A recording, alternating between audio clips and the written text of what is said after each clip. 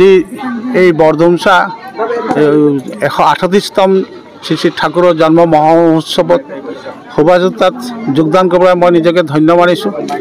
মোক যিহেতু খুব আপ্ৰাণভাৱে দাদাসকলে মোক কৈছিল যে ইয়াত কোনো দাদা তেনেকৈ বাহিৰৰ পৰা অহা নাই, আপোনালোকে কোনোবা এজন আহিলে ভাল হয়। মই সুদূৰ ডিগবৈৰ পৰা, ডিগবৈতো মই ৰাতিপুৱা উষা কীৰ্তন আৰু প্ৰাৰ্থনা কৰি তাতো এজন সৎনামত দীক্ষিত হোৱাৰ পিছতেই মই প্ৰায় 9টামান বজাত তাৰ পৰা ৰাওনা হওঁ আৰু ইয়াত প্ৰায় 10টা, 10:30টাত পাওঁহি বৰডুমচা। আৰু এই শোভাযাত্ৰাত অংশগ্ৰহণ কৰিলোঁ, খুবেই ভাল লাগিলে। আৰু এই সৎসংগ হ'ল সমগ্ৰ পৃথিৱীত ভাতৃত্ব ভাৱ জগাই তোলা। আমাৰ এই কলিযুগত আহিছে পৰম দয়াল ঠাকুৰ, কলিযুগৰ ভগৱান ৱৰ্ল্ড মাষ্টাৰ বুলি কয়। আৰু এই পৰম পুৰুষে কৈছে মই এইবাৰ আহিলোঁ আৰু 10,000 বছৰ পৰ্যন্ত আৰু কোনো নাহে। আৰু সঁচাকৈ আমি জানিব পাৰিছোঁ এই সৎসংগ যিটো হ'ল প্লেটফৰ্ম, সৎসংগ যে মেন মেকিং ইণ্ডাষ্ট্ৰি বুলি কয়, মানুহ তৈয়াৰী কৰা কাৰখানা। এই সৎসংগ দেখা পাইছোঁ বিভিন্ন জাতি ভাষা নিৰ্বিশেষে ইয়াত সকলোতে একগোট হৈ সৎসংগৰ বিশাল এটা প্লেটফৰ্ম হ'বলৈ গৈ আছে। আজি ইণ্টাৰনেশ্যনেল সুদূৰ অসম, ভাৰত তথা বিদেশত সকলো ঠাইতে জয় জয় ময় সৎসংগ। মানুহৰ আধ্যাত্মিক লাগে। আমি পঢ়িবলৈ পাইছিলোঁ মানুহ কেতিয়াও পূৰ্ণ বিকাশ লাভ কৰে, শাৰীৰিক, মানসিক আৰু আধ্যাত্মিক, ফিজিকেলি, মেণ্টেলি এণ্ড স্পিৰিচুৱেলি। এই তিনিটা দিশেই আমি দেখিবলৈ পাইছোঁ। তিনিটা অবিহনে মানুহ উন্নতি বা অগ্ৰসৰ হ'ব নোৱাৰে। সেইকাৰণে আমাক এই যিটো দেখাইছে, মই অলপ আগতে দাদা এজনক কৈ আছিলোঁ যে মানুহ তৈয়াৰী কৰা কাৰখানাত আমাৰ নাম লগাটো খুবেই প্ৰয়োজন। আৰু পৃথিৱীৰ সুন্দৰ এখন জগত আমি বিচাৰিছোঁ, যিটো নেকি কওঁ আমি সত্যম শিৱম সুন্দৰম, সত্যৰ অবিহনে একো হ'ব নোৱাৰে। আৰু সেই সত্য আজি পৰম পুৰুষক দয়াল ঠাকুৰক পাইছোঁ। সৎসংগত খুবেই আনন্দ লাগিছে। ইয়াৰ মূল কেন্দ্ৰ হ'ল আমাৰ দেওঘৰ, সুদূৰ দেওঘৰ। আৰু বিভিন্ন ঠাইত এই সৎসংগ অনুষ্ঠানবিলাক গঢ়ি উঠিছে।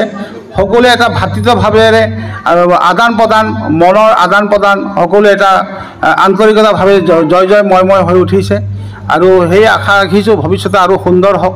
এই কামনাৰে মোৰ আজিৰ আলোচনা মতে শেষ কৰিছোঁ। জয় গুৰু। পোনপ্ৰথমে আমাৰ সাংবাদিক বন্ধুক আমি ধন্যবাদ জ্ঞাপন কৰি আমাৰ বৰডুমচাত আমাৰ শ্ৰী শ্ৰী ঠাকুৰ অনুকূল চন্দ্ৰৰ 138 সংখ্যক জন্ম মহোৎসৱ আমাৰ বৰডুমচাবাসী দাদা মাসকলে ইয়াত পালন কৰি আছে। শ্ৰী শ্ৰী ঠাকুৰ অনুকূল চন্দ্ৰৰ ভক্তবৃন্দ আৰু অনুৰাগীসকলে ইয়াতে খুব উলহ মালহেৰে আমি আজিৰ দিনটো সদায় প্ৰতি বছৰে পালন কৰি আহিছোঁ। আমি এই বছৰো বৰডুমচা সৎসং সমিতি হৈ আমি ইয়াত পালন কৰিছোঁ। আজি 16 ছেপ্টেম্বৰ 2025 আজি শ্ৰী শ্ৰী ঠাকুৰ অনুকূল চন্দ্ৰৰ জন্মদিন। তেখেতে আমাৰ সম্পূৰ্ণ পৃথিৱীৰে মংগল কামনা কৰি, আমাৰ সম্পূৰ্ণ মানৱৰে মংগল কামনা কৰি তেখেতে বিভিন্ন আদৰ্শৰে আমাৰ অনুপ্ৰেৰণা কৰিছে। গতিকে আমি তেখেতৰ অনুৰাগী হৈ, তেখেতৰ সৎসংগৰ আমি এটা সদস্য হৈ আমি ইয়াত খুব উলহ মালহেৰে আমাৰ শ্ৰী শ্ৰী ঠাকুৰ অনুকূল চন্দ্ৰৰ 138 সংখ্যক জন্ম জয়ন্তী পাতিছোঁ। আজি প্ৰথমে কাৰ্যসূচীটো আমাৰ প্ৰভাত ফেৰী আছিলে। ৰাতিপুৱা আমাৰ উষা কীৰ্তন হ'ল আপোনাৰ 4টা বজাত। তাৰ পাছতে আমাৰ প্ৰাৰ্থনা হ'ল, পুৱাৰ প্ৰাৰ্থনাৰ পিছতে আমাৰ ইতিমধ্যে আমাৰ শোভাযাত্ৰা হ'ল, ভক্তিমূলক শোভাযাত্ৰা হ'ল। খুব সুন্দৰভাৱে আমাৰ সৎসংগী দাদাসকলে খুব সুন্দৰভাৱে ইয়াত পৰিচালনা কৰিলে। তাৰপিছত আমাৰ এতিয়া অলপ পাছতে আমাৰ বিভিন্ন আমাৰ শ্ৰী শ্ৰী ঠাকুৰ অনুকূল চন্দ্ৰৰ ইষ্ট প্ৰসংগ আছে, আলোচনা আছে।